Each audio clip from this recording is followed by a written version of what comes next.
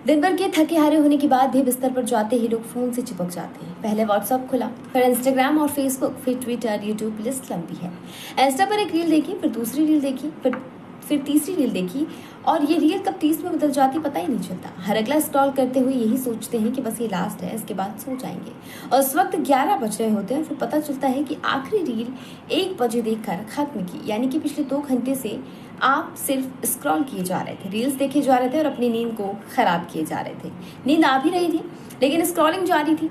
कितनी भी झपकियां आए, उबासियां आए, लेकिन नींद को दरकिनार कर हम फोन चलाए जा रहे हैं। मनोवैज्ञानिक की भाषा में इसे रिवेंज बेड टाइम प्रोक्रेस्टिनेशन कहते हैं। दिन भर व्यस्त रहने वाले लोगों के लिए यह कुछ घंटे एंटरटेनमेंट खोजने का एक तरीका हो सकता है, लेकिन आपके स्वास्थ्य पर इसका बहुत ही नकारात्मक असर पड़ता है।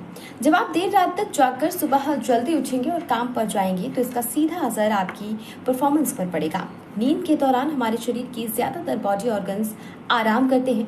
नींद में शरीर खुद को तरोताजा करता है और इम्यूनिटी बढ़ाता है, यानी कि नींद में हमारा शरीर बाइक और कार की तरह सर्विस प्रोसेसिंग से गुजरता है। कम नींद का मतलब है बॉडी को रिकवरी का टाइम ना मिलना। रिवेंज बेड टाइम प्रोक्रेस्टिनेशन का मतलब है कि जब दिन भर के काम से थकने के बाद भी कोई सोने की बजाय बिस्तर पर फोन चलाना पसंद करता है, तो ये फोन के सहारे नींद और थकान को टालने जैसा है। लोग सोचते हैं कि दिन भर की व्यस्तता के बाद वे कुछ घंटे खुद को दे रहे हैं, लेकिन खुद को समय देने का यह तरीका बिल्कुल गलत है, क्योंकि हम खुद को समय देने के बजाय अपनी नींद के समय में कटौती कर रहे हैं, अपना स्लीप साइकिल डिस्टर्ब कर रहे हैं, जिसका हमारे डेली रूटीन और स्वास्थ्य पर बहुत बुरा असर पड़ रहा है। नींद की कमी के कारण कई तरह के नकारात्मक परिणाम हो सकते हैं। अगर रात में नियमित अच्छी और पर्याप्त नींद ना मिले तो शारीरिक और मानसिक स्वास्थ्य समस्याओं का खतरा कई गुना बढ़ सकता है। अपर्याप्त नींद की वजह से तनाव बढ़ता है, हार्ट डिजीज या इम्यून सिस्टम कमजोर हो जाता है। साथ ही जब शरीर को पर्याप्त आराम नहीं मिलता है तो इससे हमारे व्यवहार में भी नकारात्मक बदलाव देखने को मिलता है।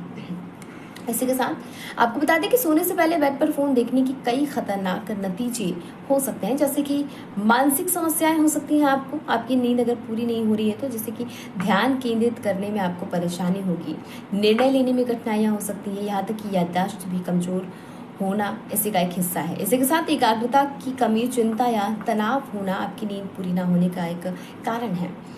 शारीरिक समस्याएं हो सकती है, हार्ट डिजीज, इम्यूनिटी कमजोर होना, हाई ब्लड प्रेशर, मसल्स में दर्द हो जैसी तमाम जो समस्याएं होती है रात में सोने से पहले बेड पर फोन देखने का ये हिस्सा है। रिवेंज बेड टाइम प्रोक्रेस्टिनेशन को रोकने के लिए सबसे जरूरी है कि खुद के लिए कुछ सीमाएं तय करना है। इसके लिए रात में जल्दी सोने की प्रैक्टिस शुरू करें। बिस्तर पर जाने से 1 घंटे पहले अलार्म सेट करें और सभी गैजेट से दूरी बनाएं। ऐसा करने से नींद जल्दी आएगी, जिससे दिन भर फ्रेश और रिलैक्स महसूस करेंगे आप। नींद एक प्रकार से बॉडी और ब्रेन को रिचार्ज करने का काम करती है, जिससे आप जागने पर तरोताजा और एनर्जेटिक फील करते हैं। इससे कई गंभीर बीमारियों का जोखिम कम होता है, इसलिए नींद के महत्व को समझना चाहिए। हर रोज कम नींद या नींद ना आने की समस्या हो रही है तो डॉक्टर से संपर्क करना चाहिए। तो अगर आप भी सोने से पहले देर रात तक फोन चलाते हैं, इन सभी बातों का ध्यान रखिए और जानकारी कैसी लगी मुझे कमेंट में जरूर बताइए।